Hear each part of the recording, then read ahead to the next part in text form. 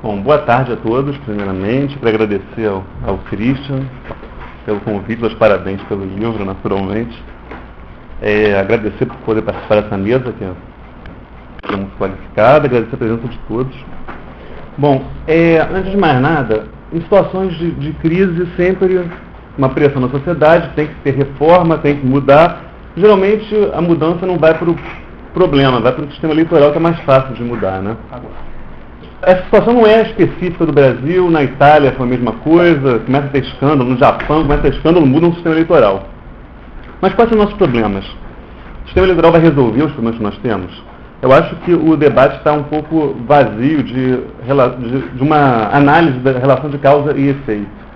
Simplesmente não se aprofunda na questão de qual é o provável resultado, a consequência esperada das mudanças, e começa a dar palpite, porque a ideia é mudar para dar uma satisfação para a sociedade, não para resolver de fato o problema.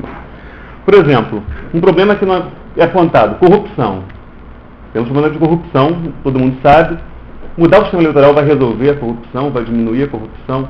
Nenhum sistema eleitoral vai contribuir para diminuir a corrupção, para aumentar a corrupção.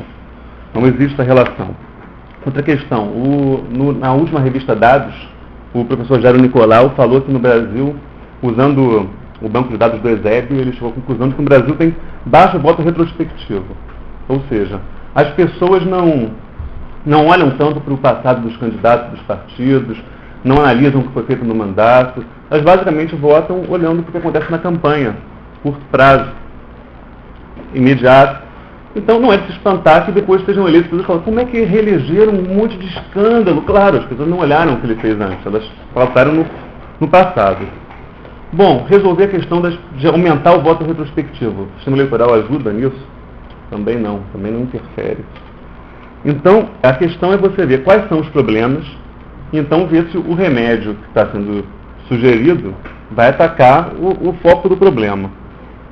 Uma questão que é muito considerada, né, nesse debate é a questão de que o Brasil tem partido demais. O Brasil tem partido demais, isso atrapalha a governabilidade, isso gera instabilidade. Bom, antes de mais nada, sistema eleitoral não aumenta o número de partidos, né? Quem escolhe o número de partidos são os eleitores. O sistema eleitoral pode forçar a redução do número de partidos. Pode forçar de duas formas. Uma pode reduzir o número de opções que o eleitor tem. A outra pode desconsiderar a escolha de parte dos eleitores. Bom, desconsiderar é no caso da cláusula de barreira. Cláusula de barreira, você estipula um percentual. Se um partido não atinge esse percentual determinado, ele não tem direito à representação. Eu acho isso grave no seguinte aspecto. Você está considerando que uma parte dos eleitores votou de forma inadequada para o bom funcionamento do sistema político. Eu acho que isso já contraria o princípio da democracia. Pode chegar a situações graves. Por exemplo, em 95, na Rússia, a cláusula de barreira era de 5%, nem eram as maiores, na Turquia 10%, por exemplo. Mas aconteceu o inusitado de que 49,6% dos eleitores, a Rússia é um país enorme, gigantesco, extremamente diversificado, 49,6% dos eleitores votaram em 40 partidos diferentes. Esses 40 partidos não atingiram a cláusula de 5%. Então, metade da população escolheu quem ia para a Duma, a outra metade foi alijada do processo eleitoral. Eu acho complicado. A outra forma, como eu falei, é obrigar a redução, é limitar as possibilidades. Um sistema famoso por fazer isso é o sistema uninominal, usado na Inglaterra, nos Estados Unidos. Bom, divide o país. No Brasil é muito chamado de distrital, o ex-presidente Fernando Henrique defendeu já no jornal esse sistema. Bom, divide o país em vários distritos pequenos, não mais distritos grandes, com vários deputados, como acontece no Brasil, são os estados, os distritos, não, microdistritinhos, em que o mais votado de cada distrito é eleito. Na maior parte dos lugares onde é adotado, inclusive, é eleito mesmo sem ter maioria dentro do distrito, basta ser mais votado que os adversários. Primeiro, ele reduz o número de opções, porque, afinal de contas, o eleitor vota estrategicamente, tem 6 candidatos, ele sabe que tem 2 ou 3 com chance. Ele adora aquele que está quinto nas pesquisas, mas ele vai jogar fora o voto dele, então ele vota no que está mais bem colocado. E o resultado final da eleição é muito estranho, porque ele gera resultados absolutamente desproporcionais. Não existe no sistema preocupação com a proporcionalidade. Então, um partido que teve 30% dos votos pode acabar com 45% das cadeiras, com 50% das cadeiras. Um partido que teve 15% dos votos tem 3% das cadeiras. Um partido com 6% dos votos não elege deputado nenhum. Porque esse sistema ele tem a propriedade de, com frequência, produzir o que se chama de maiorias manufaturadas. Ou seja, um partido tem menos da metade dos votos, mas consegue mais da metade das cadeiras. Isso é considerado por boa parte da literatura de ciência política como uma coisa positiva, porque facilita a formação de governo, como vou falar mais para frente. Mas são partidos que não são mais votados pela maioria da população e conseguem, a maioria das cadeiras, resultados desproporcionais. As diferentes opiniões da população não são ouvidas. Mas esse sistema é defendido. Vamos ver por que ele é defendido. Primeiro, muitos dizem que ele facilita a identificação de quais são as opções de governo que estão em disputa. São menos partidos, você identifica quais são esses partidos, sabe que provavelmente o partido que ganhar vai ter a maioria das cadeiras, vai governar sozinho. Isso num contexto parlamentarista. No presidencialista você poderia considerar que, sendo o mesmo partido do presidente, ele teria uma facilidade enorme de implementar as políticas próprias dele, sem ter que... Você já prevê como vai ser, não vai ter essa negociação depois da eleição. Esse mesmo grupo de autores consideram que no pluripartidarismo tem esse problema de que você não sabe, você elege um monte de partidos e você não sabe como vai ser o governo depois, porque vai ter aquele monte de negociações pós-eleitorais, então você não define previamente qual vai ser a cara do governo. Bom, antes de mais nada é preciso saber se é interessante nós sabermos previamente qual vai ser o governo, quais são as opções de governo, se a opção que vai ser escolhida no final vai ser escolhida pela minoria da população. É o primeiro ponto. Não sei se isso é uma vantagem. O segundo caso é que, será que realmente, se nós tivermos um ambiente pluripartidário, como é favorecido pelos sistemas proporcionais, vai ser difícil identificar quais são as opções de governo depois? O Brasil, claramente, é um país pluripartidário. Todo mundo sabe disso, está cansado de falar mal disso, inclusive. E todo mundo sabe quais são as opções de governo. Porque nós elegemos, proporcionalmente elegemos a Câmara, nós elegemos o presidente do sistema majoritário. Todo mundo sabe que nós temos uma opção de centro-direita e uma opção de centro-esquerda, que as últimas 4 eleições disputaram o poder no Brasil. Então, talvez o problema da identificabilidade do governo não seja do pluripartidarismo, seja do parlamentarismo, essa é outra questão. Bom, outro argumento favorável ao sistema uninominal é a questão da accountability. O que se diz é que facilitaria a identificação do responsável pelas políticas. E aí ficaria mais fácil de punir ou recompensar na eleição seguinte. Acho que tem que qualificar melhor que a accountability é essa. Realmente, se o governo é de partido único, você sabe que ele é o responsável pelas políticas que são implementadas. Mas, como já disse, qual é a vantagem de se identificar se você sabe que a maioria não votou nele mesmo? Então, não faz diferença o restante reconhecer que não foi um bom governo. Bom, tem outra forma de ver a accountability do deputado, que é um argumento mais usado. Os deputados são os únicos eleitos do seu distrito, então ficaria fácil para o eleitor acompanhar o que ele está fazendo no poder. Bom, acho que tem que pensar, acompanhar como? Primeiro, acompanhar o que ele está fazendo em Brasília, eu acho que ninguém acha que o fato de ele ser eleito de outra forma vai fazer as pessoas acompanharem mais o trabalho parlamentar em Brasília do que acontece hoje em dia.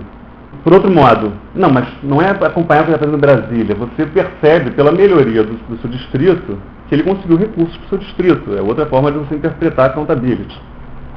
Será que ele percebe?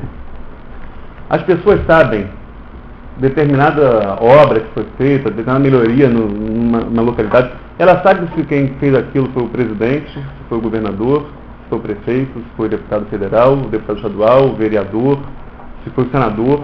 A pessoa não sabe quem é o responsável por aquela melhoria.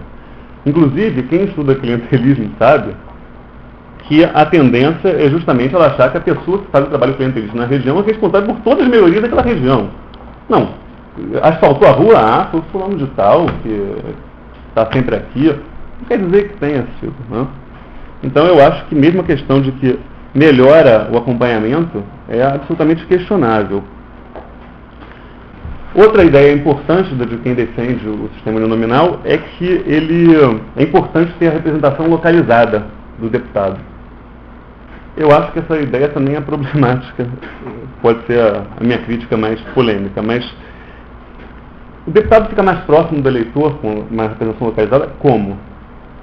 O deputado, mesmo num sistema proporcional, ele já está sempre presente aqui, tal, conversando com o eleitor. A única forma que eu vejo que pode justificar que ele esteja mais próximo é pela política clientelista. Realmente ela fica mais fácil. Esse sistema favorece muito a política clientelista, porque você já delimita qual é o distrito em que ele tem que distribuir os seus bens.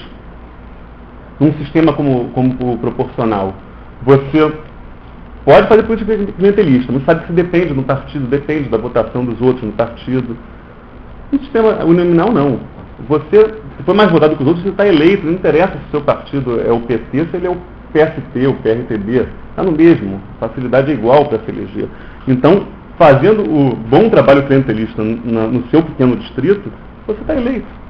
É mais fácil, é mais garantido fazer um trabalho clientelista nesse sistema do que no nosso.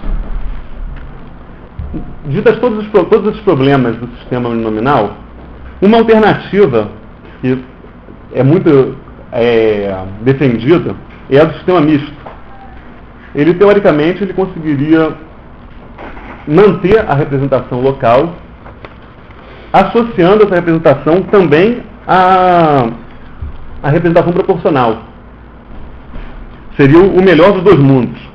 O Sugar, um dos mais respeitados dos defensores desse sistema, do sistema misto, disse inclusive que ele facilitava a identificabilidade do governo também. Bom, como já citei o exemplo do Brasil, eu acho que não é o caso de facilitar essa identificabilidade. E se nós pegarmos, por exemplo, o exemplo clássico do sistema misto, que é o sistema alemão, nós vemos pela última eleição que não é verdade também que a identificabilidade é tão eficiente nesse sistema, né? Tivemos o governo, os social-democratas, praticamente empatados com democratas cristãos, eram os grandes adversários, seriam os formadores do governo, foram obrigados a fazer uma coalizão. Quem imaginava que aconteceria isso? Acho que Schubert não defende mais que hoje em dia que facilita a identificabilidade. De qualquer forma, tem que separar os dois tipos existentes do sistema misto, que são muito diferentes. Tem um sistema que é o de combinação ou paralelo, que nada mais é do que você pegar uma parte da Câmara e escolher pelo sistema proporcional, a outra parte escolhe pelo sistema uninominal. Bom, esse sistema misto de paralelo nada mais faz do que diminuir um pouco os problemas do sistema uninominal, mas mantém todos também. Então, acho que temos que ter mais atenção para discutir um que talvez pudesse se apresentar como uma alternativa, que é o sistema misto de correção ou de compensação, que é o caso da Alemanha. Como funciona? O eleitor vota duas vezes. Ele vota no candidato do distrito, o país é dividido em pequenos distritos, igualzinho no sistema uninominal, mas vota também numa lista partidária, geralmente uma lista fechada, em que o partido ordena os seus candidatos. Todo mundo que se elege pelos distritos entra na Câmara. Já o lado proporcional identifica qual vai ser o tamanho das bancadas. Se um partido X conseguiu direito a ter 10 deputados e elegeu 10 deputados nos distritos, esses 10 são os que entram. Se ele elegeu 5 no distrito e conseguiu proporcionalmente 10 deputados, entram esses 5 do distrito, aí os 5 primeiros da lista que o partido elaborou completam a bancada do partido. Quais são os argumentos para justificar esse sistema?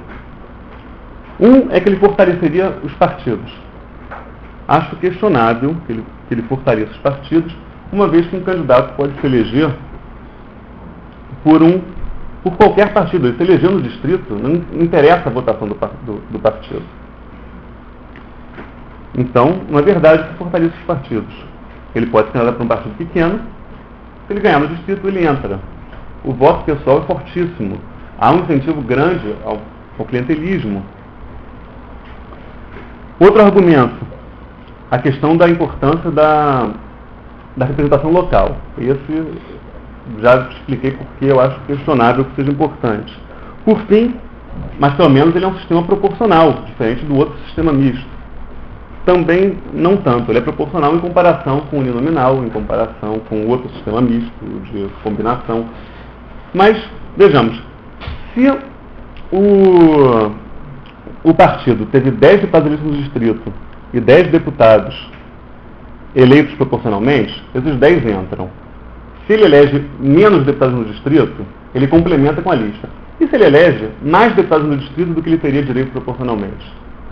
Ele tem mais deputados do que ele deveria ter proporcionalmente. Então, no final das contas, o sistema é desproporcional. Podendo, inclusive, ser altamente desproporcional dependendo da estratégia dos partidos. Dois partidos aliados, por exemplo. Um é forte nos distritos. Ele pode lançar candidato no distrito e apoiar um aliado, apoiar o voto na lista do aliado. Na prática, essa dupla de partidos pode ter o dobro de votos que teria normalmente, por exemplo. Então, o argumento de que é um sistema proporcional também não cabe. Bem, o que eu quero dizer então? Quero dizer que a lista aberta é maravilhosa, que funciona às mil maravilhas, que nós não podemos pensar numa alternativa para o Brasil. Não é isso. Eu só acho que uma alternativa que fuja ao sistema proporcional é problemática, porque as pessoas pensam de forma diferente, é legítimo que estejam representadas no debate. Então, as alternativas que temos, na minha opinião, não são muitas. Bom, um cientista político canadense chamado André Blair falou de forma bastante inteligente que temos 2 motivos para acharmos que a democracia é preferível à ditadura. O primeiro motivo é que é mais provável que as políticas adotadas atendam à opinião da maioria da população.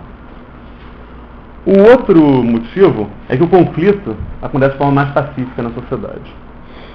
Bom, é longa a tradição na ciência política de dar uma ênfase para esse segundo motivo.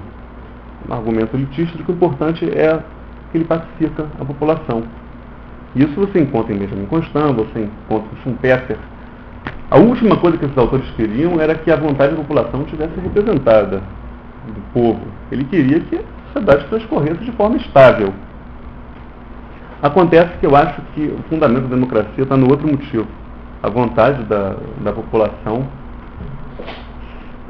se corresponder em políticas públicas. O próprio Blair defende sistemas uninominais, não é? Mas o sistema que ele defende não atende a esse segundo critério, porque, como vimos, os governos são formados por entre 1/3 e metade da população. A maioria da população não escolhe governos em geral nos sistemas uninominais. Então, a minha opinião é que nossas alternativas à lista aberta são outros sistemas de lista. Podemos falar em lista fechada, em lista flexível. Eu mesmo tenho uma sugestão que acho que funciona melhor que a lista aberta, talvez melhor que a flexível. Mas todos esses sistemas têm prós e contras. Todos eles trazem benefícios e malefícios, e é por isso que, na hora de escolher um sistema eleitoral, não é porque tem que mudar. Eu acho que tem que olhar o que você quer realmente melhorar, tem que definir qual é a prioridade. Obrigado.